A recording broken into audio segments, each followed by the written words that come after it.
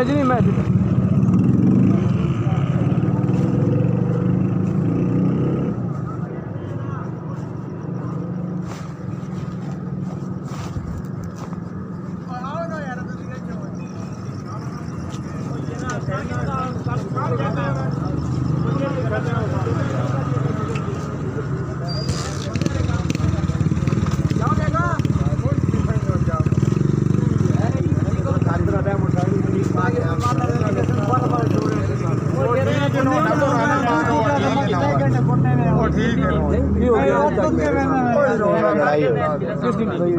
पता नहीं बंदा ग्राउंड के पीछे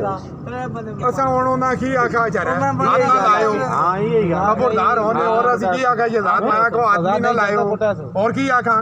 तो हमारा ने ऐसा होने बात ओ यार मान ली उदा सा नहीं पता ना आपरे सामने सामने ये आजाद नहीं ये नहीं आजाद नहीं अरे ऐसी के बयान है शायद मैं फाड़े कर से फाड़े घर से ते ही ना पानी पी से फाड़े घर से ना है मैं तो नहीं होने पानी पियो पानी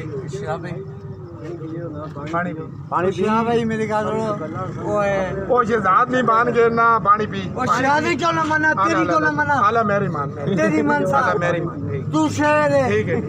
तेरा प्राणी है तू शेर है ठीक है नशा पूरा नहीं नशा पूरा अल्लाह हो यार अल्लाह ओ अल्लाह ठीक है नो यार ठीक है अल्लाह पानी पियो पानी पियो वो नहीं हो सकता वो पता ना था स्टोर खोलो तो कुटने आंदा ने बुए का जैसा ने बुए का वो तो ना कहते यार ने डॉक्टर आए थे क्यों झगड़ा क्या जी दर्द है क्यों झगड़ा होया अपना बड़ा गलत पार्टी बन गया और मुसीबत ही पैसे पूरे मरे बस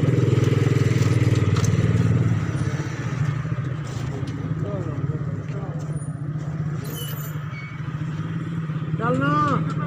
तुम चलो बच्चे छोड़ो बजाओ जुबैर दो आओ जी जुबैर बाबू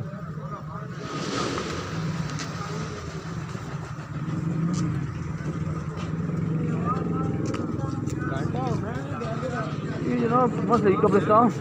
जरा बन गया ना सारा सिलसिला मुसीबत ही बनती कुछ क्या हो रही बड़ी वारदात है